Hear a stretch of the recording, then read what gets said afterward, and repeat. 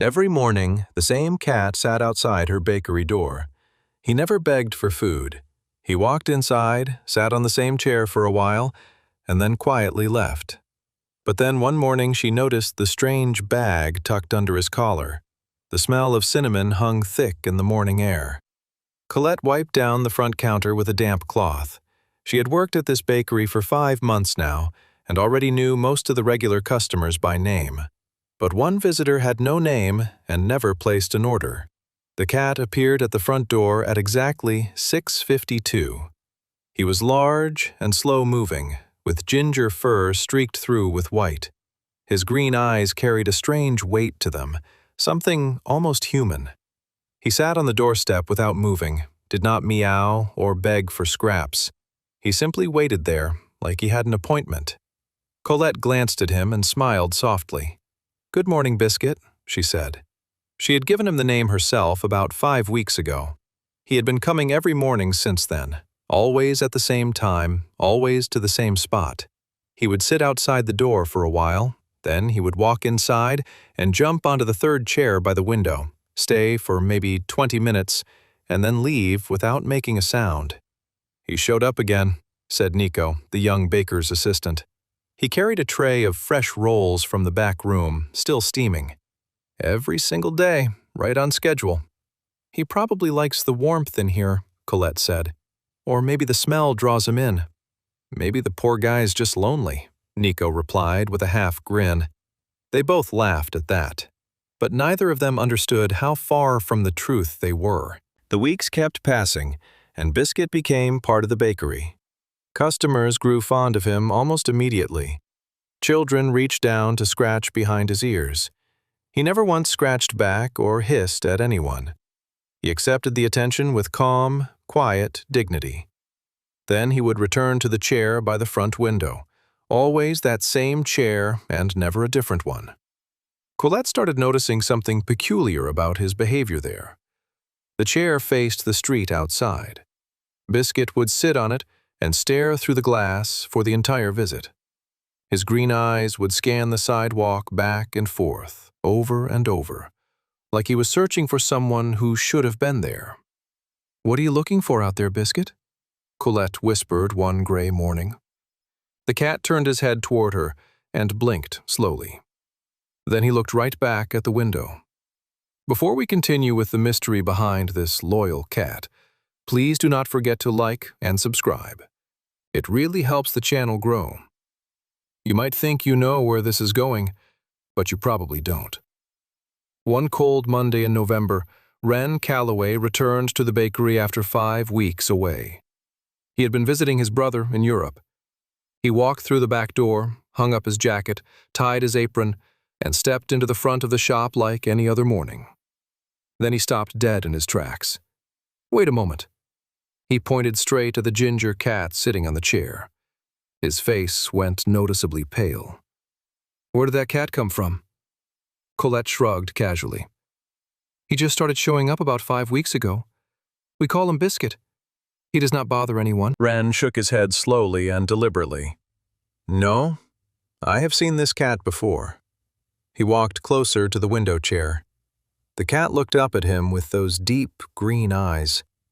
"This is Mr. Aldrich's cat." "Who is that?" "Eamon Aldrich, the old man who used to come here every single morning for years?" Ren's voice dropped low and careful. "He always sat in that exact chair where the cat is sitting now."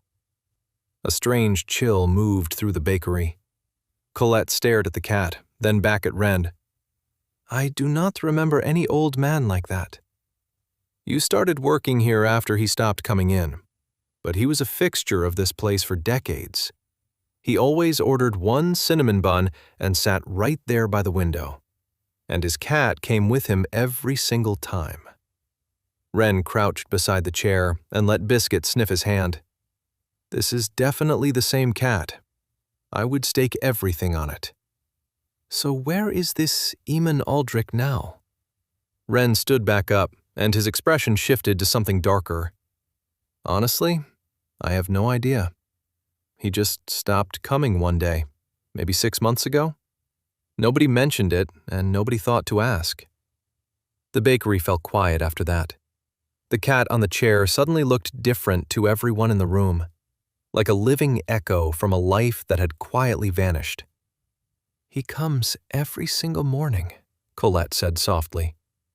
"Same time on the dot, same chair by the window. He waits for about 20 minutes, then he leaves." Wren looked at her with wide, unsettled eyes.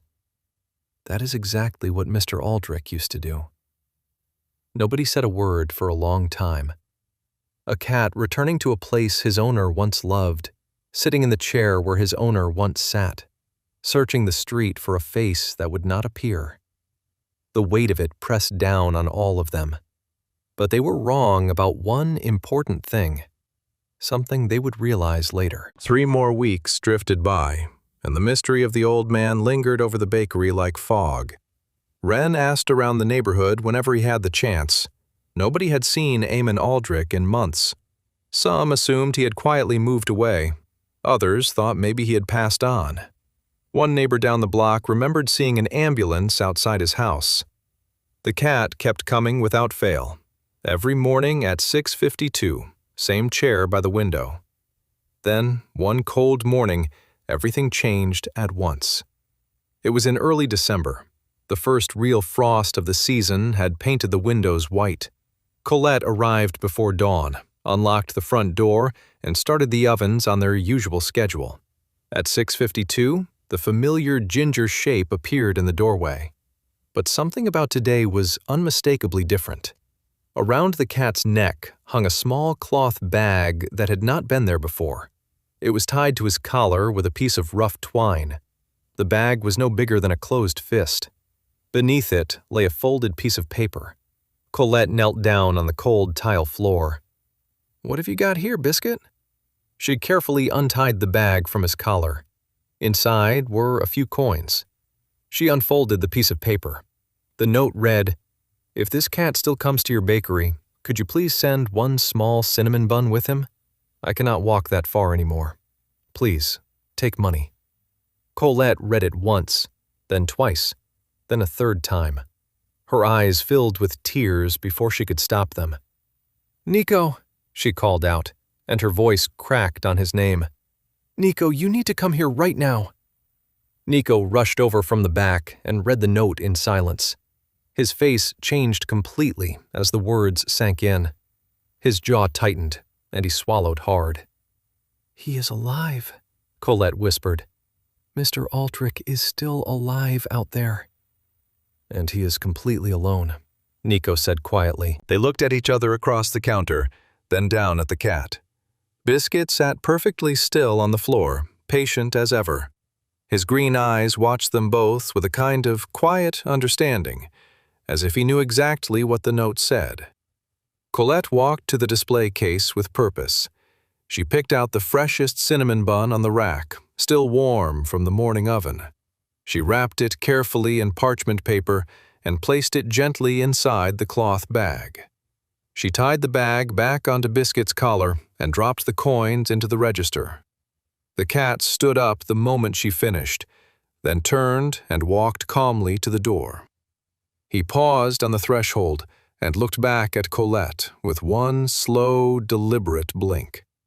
And then he stepped outside and was gone, carrying a warm cinnamon bun home to a man the entire world had forgotten about. The very next morning, Biscuit returned at the usual time. Same door, same chair, same patient routine. And around his neck hung the same cloth bag with more coins inside and another folded note. "Thank you. The bun was perfect, just like it used to be. You have no idea what this means to me." Colette wiped her eyes and packed another bun without hesitation. She tied it to the collar and watched the cat leave through the front door. The morning after that brought yet another note. "Could you add a little extra cinnamon on top? I always used to ask for that." She laughed through the tears this time. She dusted extra cinnamon across the warm glaze, tied the bag to his collar, and sent the cat on his way once more. This became the new daily ritual, as steady as the sunrise. Rain or shine, cold or warm, he was never late and never lost. But Colette could not stop the questions from circling through her mind. Who exactly was this man? What had happened to him? Why was he sending a cat to buy his bread? She found Wren in the back and pressed him for details. Do you have any idea where he actually lives? Somewhere close by, for certain. He always walked here on foot. We need to find him, Colette said, and her voice carried the kind of firmness that left no room for debate. We need to make sure he is actually okay. Wren hesitated at first. Is it really our place to get involved? A man is sending his cat to buy bread because he physically cannot walk to the store. He is alone, and he obviously needs help. Yes, Wren, it is absolutely our place. Wren nodded after a moment. Of course, she was right. The following morning, Colette had a plan ready.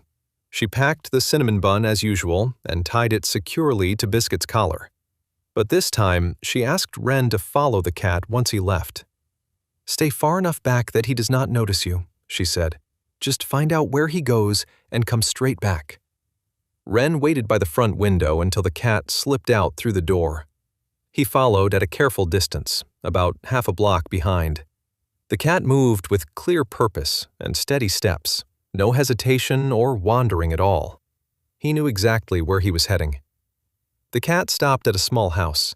It had faded blue clapboard siding and a dark red front door. A garden sat out front that had clearly once been something beautiful.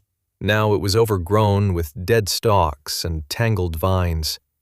Wren stayed on the opposite side of the street and watched. The cat walked straight up to the front door, sat down on the welcome mat, and let out one single, clear meow. The door opened with painful slowness. A hand appeared first, thin and spotted with age. Then a face emerged behind it. An old man with deep-set eyes and silver hair combed neatly to one side. Wren recognized him in an instant. Eamon Aldrich. But the man looked so drastically different from the person Wren remembered. The old man bent down toward the cat, and it clearly took him a very long time. He untied the cloth bag from the cat's collar with his one good hand. He lifted out the cinnamon bun and held it right up to his nose. Then he breathed in slowly and deeply, with his eyes closed. Wren watched as something shifted in the old man's face.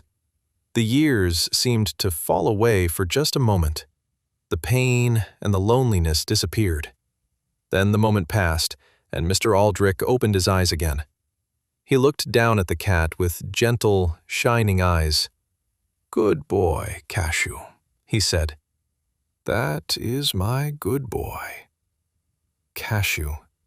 That was the cat's real name all along. Wren turned away from the house and wiped his eyes quickly with the back of his hand. He walked back to the bakery in silence. He could not manage to speak for several minutes after he arrived. "Well?" Colette asked the moment she saw his face. "Did you find him?" Wren told her everything he had seen. "Is anyone taking care of him at all?" "I did not see a single other person there. The house looked completely quiet, like he is absolutely alone in that place." Colette made her decision that very afternoon without a shred of hesitation. She would go visit Eamon Aldrich in person. Not to deliver bread, just to make absolutely certain he was going to be okay. She packed a box with care, 2 cinnamon buns, a loaf of fresh rye bread, and a small container of potato soup from the cafe next door. She walked the same path Wren had described. She knocked on the dark red door and waited. It took nearly a full 2 minutes before it opened. Eamon Aldrich studied her face with obvious confusion at first. Then his gaze dropped to the box in her hands. His expression shifted. It looked like recognition. "You are from the bakery," he said in that thin, careful voice. "My name is Colette. I work the morning shift there." "Would it be all right if I came inside for a bit?" Colette asked gently. He nodded without a word and stepped aside. She entered the small house and looked around. It was clean inside, surprisingly so. but the rooms felt sparse and still. Colette set the box down on the kitchen table and pulled out a chair across from him. The cat jumped up onto the table between them. He looked back and forth from one face to the other, as if he was carefully supervising the entire conversation.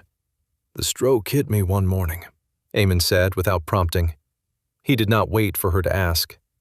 "I woke up face down on the kitchen floor, and I could not move anything on my left side. I tried to call out for help, but nobody could hear me through these walls. It was Cashew who ended up saving my life. He knocked the telephone off the kitchen counter, and I managed to dial for an ambulance with one hand." Colette pressed her fingers tight against her lips. He spent 2 months in the hospital after that, then a lot of weeks of rehabilitation at a care facility, then finally home again, alone with Cashew and the quiet house. His son, Griffin, lived nearly 4 hours away in Sacramento. He called often. "I can manage well enough on my own," Eamon said, and his voice carried a stubborn kind of dignity that Colette found both heartbreaking and deeply admirable. "Everything is slower than it used to be, but I can still cook for myself. I can clean. I get myself dressed each morning. I do what needs to be done." "But you cannot walk to the bakery anymore." "I cannot walk much of anywhere at all, truth be told. Maybe 2 steps out to the garden on a good day, 10 steps to the mailbox and back. That is the whole size of my world now." When I first got home from rehabilitation, Cashew confused me quite a bit. He kept leaving every morning at the exact same time, right around 6:45. I could not figure out where on earth he was going. A soft chuckle escaped him. Then one morning I pulled myself up to the window and I watched him walk straight down the street toward town, and I finally understood what he was doing. He was going to our place, keeping our routine alive all by himself. He had not forgotten. "And that is when you decided to send the note," Colette said. I nearly talked myself out of it a dozen times. It felt ridiculous, honestly. An old man tying a note to his cat's collar to buy a pastry. What kind of person does that? But I missed those mornings more than I can put into words. The smell of cinnamon baking in the ovens, the taste of that bun with the glaze on top. It was like getting a small piece of my old life back again. Colette reached across the table and took his hand in both of hers. "Thank you for this," he said. "And I do not just mean the bread. I mean for sitting here with me. I am going to come back tomorrow," Colette said at the door. "You really do not have to do that. I know, but I want to, and that is what matters." She walked home through the fading winter light with something warm and urgent burning in her chest. She pulled out her phone and called her cousin Margot before she even reached the end of the block. "I need your help with something important," she said. "There is an elderly man in our neighborhood who had a stroke. He lives completely alone, and nobody is looking after him properly." Margot worked as a social services coordinator for the county. Within 2 days, she had connected Eamon Aldrich with a home assistance program. Physical therapy sessions started the following Monday at his home. Word about the story spread quickly through the bakery. Then it traveled out into the neighborhood like a current. The tale of the cat who delivered bread every morning. People stopped by the shop hoping to catch a glimpse of Cashew. They brought cat treats, a new padded collar, and a warmer, waterproof bag for the winter deliveries. But the most important thing never changed, and it happened quietly every single morning. At 6:52, Cashew still arrived at the bakery right on schedule. The cloth bag still hung from his collar on its piece of twine. But the notes inside were different now. Small updates about his days, the progress and recovery. And whenever she could steal a moment, Colette walked to the Blue House, bringing bread, conversation, and the quiet comfort of not being forgotten. The other workers at the bakery started visiting on their own as well. One bright April morning, the front door of the bakery swung open at 6:48, 4 minutes earlier than the usual schedule. Every head in the shop turned toward the entrance at once. Eamon Aldrich stood in the doorway, leaning on his cane. His left arm was still weak, and his steps were still careful. But he was standing there on his own 2 feet, inside the bakery. And right behind him, walking at the exact same unhurried pace, was Cashew. "1 cinnamon bun, please," Eamon said with the hint of a grin. "Extra cinnamon on top, if you would be so kind." The bakery erupted around him. Colette came out from behind the counter and threw both arms around him. Nico let out a cheer that rattled the coffee cups. Ren clapped so hard and so long that his palms stung afterward. Customers who had followed the story over the months rose from their seats and applauded. Eamon waved them all off with a shy and embarrassed grin. He made his way across the shop to the 3rd chair by the window and sat down with a long exhale. Cashew jumped up beside him without missing a beat, and for the first time in over a year, the old man and his cat shared a morning together at the bakery, side by side. The cloth bag still hangs from Cashew's collar every morning, but it does not carry coins anymore. Now it carries notes back and forth, small, handwritten messages between a bakery and an old man who found his way back to the world. And every morning, without fail, a ginger cat with steady green eyes walks through the front door of the bakery. He arrives at almost exactly the same time. He does not meow, and he does not cause any trouble. He simply walks to the 3rd chair by the window, settles in, and waits. But these days, he does not wait alone. Sometimes, the smallest loyalty in the world can save a life.